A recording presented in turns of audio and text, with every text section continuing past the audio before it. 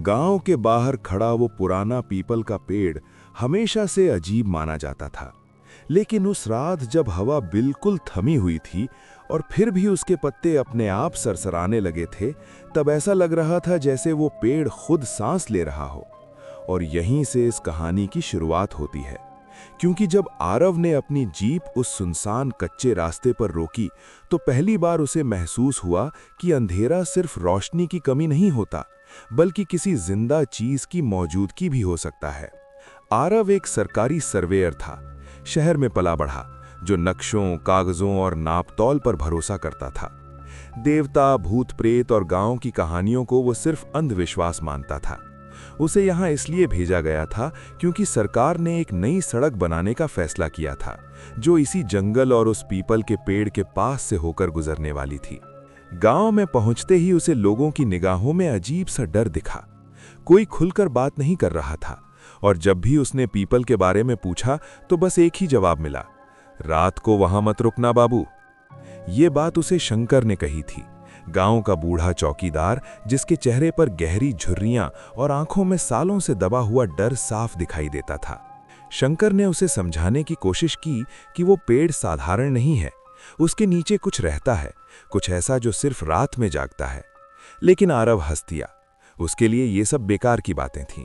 उस रात जब गांव की बिजली चली गई और चारों तरफ घना अंधेरा फैल गया, आरव अपने काम के कागज लेकर पीपल के पास ही चला गया, क्योंकि वहीं ठंडी हवा थी और जमीन समतल थी। पेड़ के नीचे बैठते ही उसे अजीब सी ठंडक महसूस हुई, जैसे जमीन उसकी पीठ से कुछ कहना चाहती हो। धीरे धीरे उसकी आंखें भारी होने लगीं और वो वहीं सो गया। लेकिन उसकी नींद गहरी नहीं थी। थोड़ी ही देर बाद उसे लगा किसी ने उसका नाम लिया, आरव। आवाज बहुत हल्की थी, लेकिन बिल्कुल उसकी माँ जैसी। उसने झट से आंखें खोलीं, पर वहां कोई नहीं था, सिर्फ पीपल का मोटा तना और चारों ओर फैला अंधेरा। फिर से आवाज आई, इस बार और पास से, यहां मत सो। आरव उठकर बैठ गया, उसका दिल तेजी से धड़क रहा था। उसने खुद को समझाया कि ये सिर्फ थकान है, लेकिन जैसे ही वो खड़ा हुआ, उसे लगा जैसे पेड़ की छाया हिल गई हो और बिना हवा चले पत्ते जोर जोर से बजने लगे हों। उस रात वो वापस गांव की तरफ भाग गया, लेकिन पीपल की छवि उसके दिमाग से नहीं निकली। अगले दिन जब वो सर्वे का काम कर रहा था, उसके कागजों पर अजीब निशान उभरने लगे, जैसे किसी ने नाखून से लकीरें खींच दी हों। शंकर ने जब ये देखा तो उसका चेहरा उतर गया और उसने बस इतना कहा, यक्ष जाग गया है। आरव ने पूछा, यक्ष क्या होता है? तो शंकर ने धीमी आवाज में बताया कि यक्ष जंगल का रक्षक होता है, न पूरा देवता न पूरा राक्षस।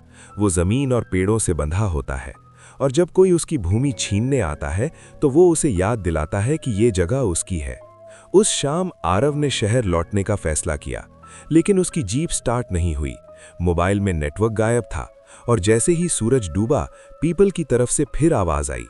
इस बार सिर्फ उसका नाम नहीं, बल्कि उसके बचपन की बातें, वो डर जिसे उसने कभी किसी से नहीं कहा था, वो झूठ जो उसने पहली बार बोला था, और उसकी माँ की मौत के समय बोला गया वो अधूरा सच। आरव का सिर घूमने लगा।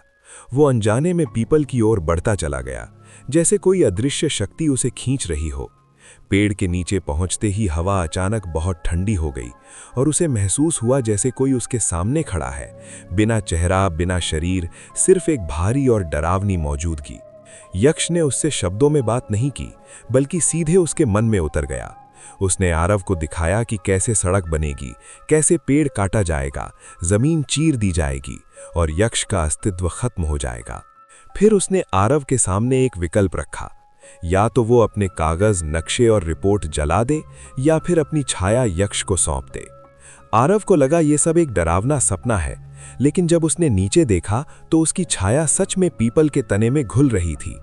डर और घबराहट में उसने अपने कागज निकाले और आग लगा दी। जैसे ही कागज जलने लगे, हवा तेज हो गई, पीपल के पत्ते बुरी तरह कांपने लगे और जंगल में एक भयानक चीख गूंजी, जैसे सदियों पुरानी लकड़ी टूट रही हो। सुबह जब गांव वाले वहां पहुंचे तो पीपल शांत खड़ा था। आरव जिंदा था, लेकिन बदला हुआ। उसका चेहरा थका हुआ था, आंखों में गहरा अंधेरा बसा हुआ था। शंकर ने जमीन की तरफ देखा और चुप हो गया, क्योंकि आरव के पैरों के नीचे कोई छाया नहीं थी। कुछ दिनों बाद सड़क का प्लान रद्द कर दिया गया और सरकार ने दूसरा रास्ता चुन लिया। आरव शहर लौट गया, लेकिन लोग कहते हैं कि जो भी उसे रात में देखता है उसे लगता है कि उसके साथ एक और छाया चलती है, लंबी और टेढ़ी, जो कभी उससे आगे निकल जाती है और कभी उसके पीछे पीछे रहती है। और गांव के उस पुराने पीपल के नीचे आज भी कोई नहीं सोता, क्योंकि यक्ष ने अपना कर्ज चुका दिया है, लेकिन उसकी भूख कभी खत्म नहीं होती।